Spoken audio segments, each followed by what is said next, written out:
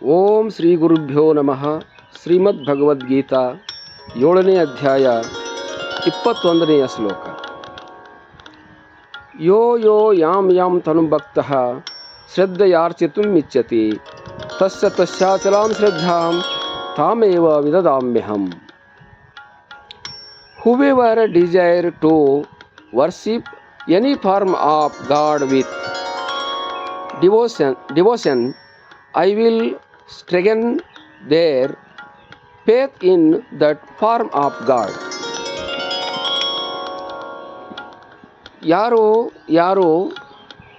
ಯಾವ ದೇವತೆಗಳ ರೂಪವನ್ನು ಶ್ರದ್ಧೆಯಿಂದ ಭಕ್ತಿಯಿಂದ ಪೂಜಿಸುತ್ತಾರೆಯೋ ಅಪೇಕ್ಷಿಸುತ್ತಾರೆಯೋ, ಅವರು ಏನನ್ನು ಅಪೇಕ್ಷಿಸುತ್ತಾರೆಯೋ ಅವರಿಗೆ ಆ ದೇವತಾನುರೂಪವಾದ ದೇವತೆಗಳ ಮೂಲಕವಾಗಿಯೇ ಅವರ ಶ್ರದ್ಧೆಗನುಗುಣವಾಗಿ ಅವರ ಭಕ್ತಿಯನ್ನು ಸ್ಥಿರಗೊಳಿಸಿ ಅವರಿಗೆ ಇಷ್ಟಾರ್ಥವನ್ನು ಪೂರೈಸುತ್ತೇನೆ.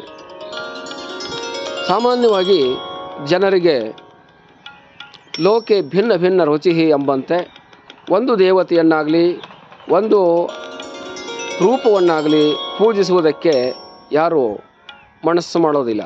ಅವರವರಿಗೆ ಬೇಕಾಗಿರ್ತಕ್ಕಂಥ ದೇವತೆಯನ್ನು, ಅವರವರಿಗೆ ಬೇಕಾಗಿರ್ತಕ್ಕಂಥ ರೂಪವನ್ನು ಕೆಲವರು ಸ್ತ್ರೀ ದೇವತೆಗಳನ್ನು ಪೂಜಿಸುತ್ತಾರೆ, ಆರಾಧಿಸುತ್ತಾರೆ. ಇನ್ನು ಕೆಲವರು ಪುರುಷ ದೇವತೆಗಳನ್ನು ಪೂಜಿಸುತ್ತಾರೆ, ಆರಾಧಿಸುತ್ತಾರೆ.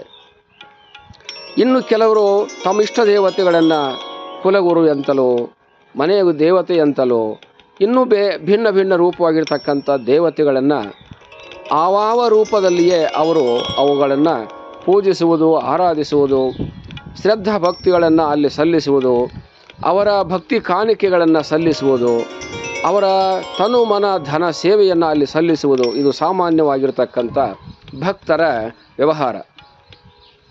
ಭಕ್ತರಾಗಿರ್ತಕ್ಕಂಥವರು ತಮ್ಮ ಇಷ್ಟವಾದ ದೇವತೆಗಳಿಗೆ ತಮ್ಮ ಪ್ರೀತಿಯ ಭಕ್ತಿಯ ಶ್ರದ್ಧೆಯ ಕಾಣಿಕೆಯನ್ನು ನೀಡಿ ದೇವತೆಗಳಿಗೆ ದೇವತಾ ರೂಪಗಳಿಗೆ ಸಮರ್ಪಿಸುವುದು ಇದು ವಾಡಿಕೆಯಾಗಿದೆ.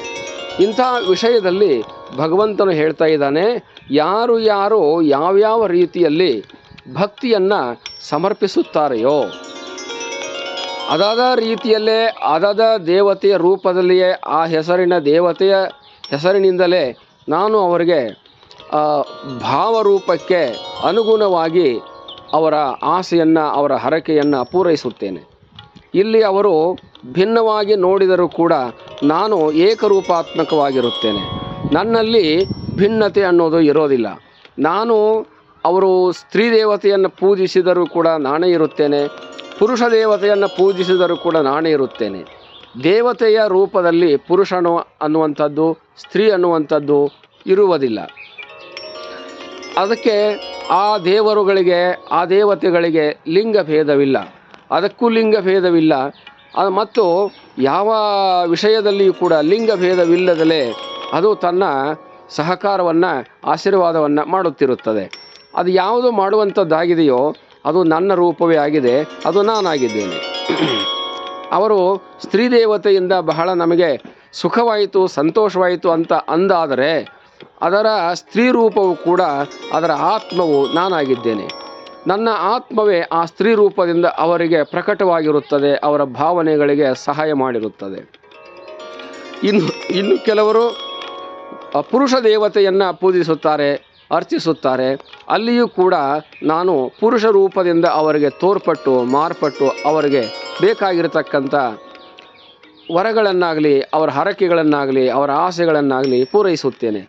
ಹೀಗೆ ಯಾವ್ಯಾವ ರೀತಿಯಿಂದ ಅವರು ಮಾಡ್ತಾರೆ ಅನ್ನೋದು ನನಗೆ ದೇವತೆಗಳ ಹೆಸರಿನಲ್ಲಿ ಆಗಲಿ, ದೇವತೆಗಳ ರೂಪದಲ್ಲಿ ಆಗಲಿ ಅವರು ಮಾಡುವುದು ನನಗೆ ಮುಖ್ಯವಲ್ಲ.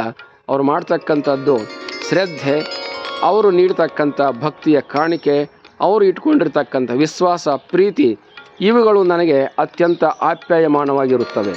ಆದ್ದರಿಂದ ಅವರ ಶ್ರದ್ಧೆಯನ್ನಾಗಲಿ, ಅವರ ಭಕ್ತಿಯನ್ನಾಗಲಿ, ಅವರ ನಂಬಿಕೆಯನ್ನಾಗಲಿ, ಅವರ ವಿಶ್ವಾಸವನ್ನಾಗಲಿ ಇವುಗಳನ್ನು ಆಧರಿಸಿ ನಾನು ಅವರಿಗೆ ಅದಕ್ಕೆ ಯೋಗ್ಯತೆಗೆ ಅನುಗುಣವಾಗಿ, ಅವರ ಯೋಗ್ಯತೆಗೆ ಅನುಗುಣವಾಗಿ, ಅವರ ಸೇವೆಗೆ ಅನುಗುಣವಾಗಿ ಅವರಿಗೆ ನಾನು ಬೇಕಾಗಿರ್ತಕ್ಕಂಥ ಇಷ್ಟಾರ್ಥಗಳನ್ನು ಕೊಡುತ್ತೇನೆ, ಅವರನ್ನು ಗೌರವಿಸುತ್ತೇನೆ, ಅವರನ್ನು ಪುರಸ್ಕರಿಸುತ್ತೇನೆ, ಅವರಿಗೆ ಪ್ರೋತ್ಸಾಹ ನೀಡುತ್ತೇನೆ. ಆದ್ದರಿಂದ ಯಾವ ದೇವತೆಗಳನ್ನು ಯಾವ್ಯಾವ ರೂಪದಿಂದ ಭಜಿಸಿದರೂ ಕೂಡ ಅದೆಲ್ಲವೂ ನನ್ನಲ್ಲಿಯೇ ಬಂದು ಸೇರುತ್ತದೆ. ಅದೆಲ್ಲವನ್ನು ಸ್ವೀಕರಿಸುವ ಅರ್ಹ ಪುರುಷ ನಾನೊಬ್ಬನೇ ಆಗಿದ್ದೇನೆ ಅನ್ನುವಂಥ ಅಭಿಪ್ರಾಯವನ್ನು ಪರಮಾತ್ಮನು ಇಲ್ಲಿ ಹೇಳ್ತಾ ಇದ್ದಾನೆ. ಹಾಗಾಗಿ ಶ್ರದ್ಧಾಭಕ್ತಿಯನ್ನು ಇಟ್ಟುಕೊಂಡು ಮಾಡುವುದು ಮುಖ್ಯ ಅನ್ನುವಂಥ ಅಭಿಪ್ರಾಯವನ್ನು ಇಲ್ಲಿ ಭಗವಂತನು ತೋರಿಸಿದ್ದಾನೆ. ಹರಿ ಓಂ ತತ್ಸತ್.